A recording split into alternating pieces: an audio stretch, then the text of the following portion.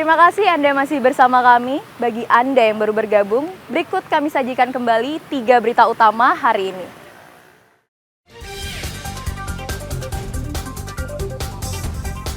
BNN memusnahkan ratusan kilogram narkoba yang terdiri dari sabu-sabu, ganja, dan heroin di lapangan tembak Topati, Denpasar.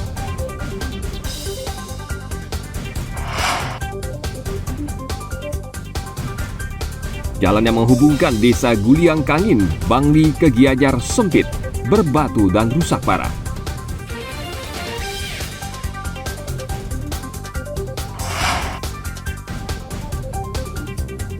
Lima unit mobil pemadam kebakaran dikerahkan untuk memadamkan api yang membakar restoran La Coquina Mexicana di Desa Purwakerti, Karangasem.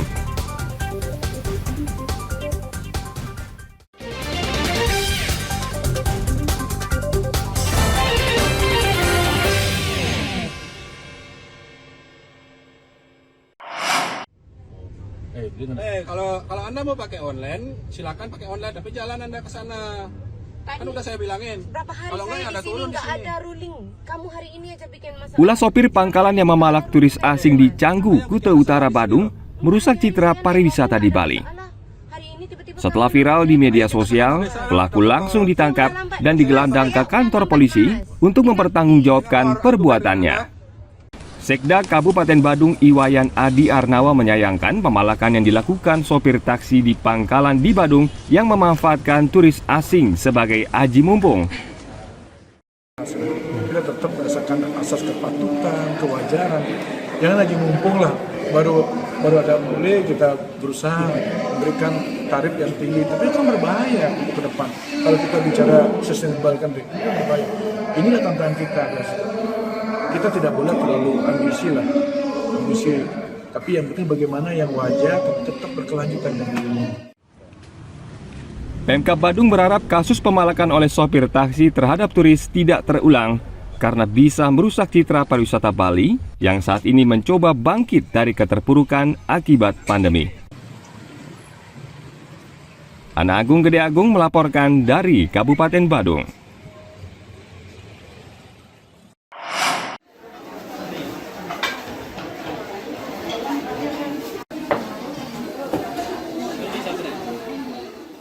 Menjelang Hari Raya Idul Adha, warga mulai mengeluhkan sejumlah harga kebutuhan pokok yang kembali naik, khususnya daging ayam dan telur ayam. Menteri Perdagangan Zulkifli Hasan saat membuka Bhinneka Pantai Jerman Culture Festival 2023 di Pantai Kuta, Jumat lalu mengatakan, kenaikan hingga saat ini disebabkan kebijakan pemerintah membatasi pasokan agar harga telur dan ayam tidak terlalu mahal saat Idul Fitri lalu.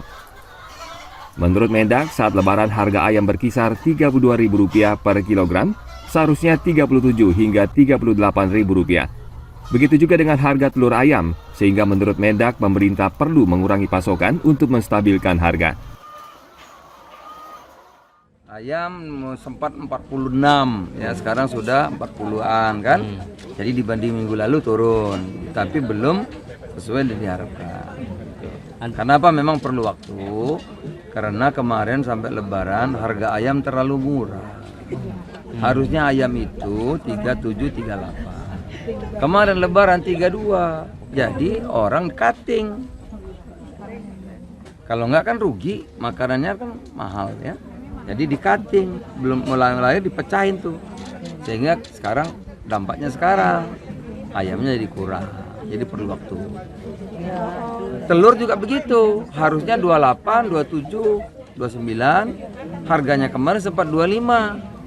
Jadi pengusaha telur rugi, karena rugi kan repot ngasih makan tuh. Jadi induknya dipotong, dijual ayamnya dipotong. Nah sekarang mesti jadi indukan baru kan perlu waktu lagi. Jadi kira-kira sebulan mudah-mudahan sudah ketemu stabil harga yang ditentukan oleh pemerintah.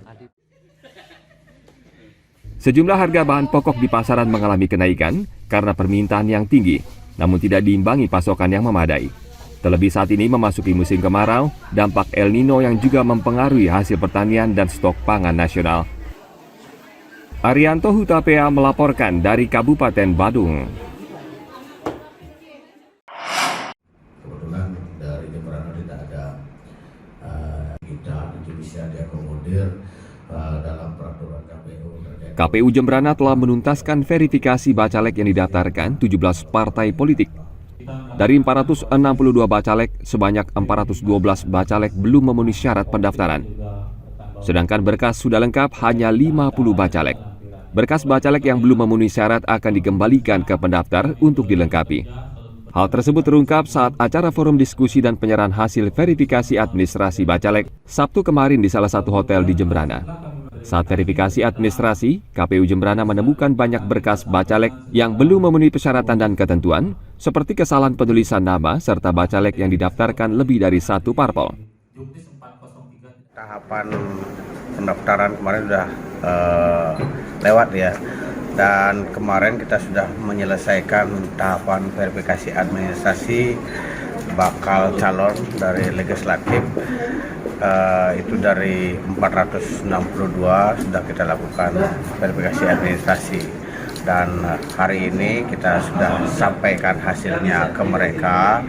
Jadi karena memang ini mereka pendaftarnya melewat silon, jadi hasilnya kita sampaikan lewat silon. Jadi yang kami sampaikan tadi adalah berita acara terkait hasil verifikasi administrasi.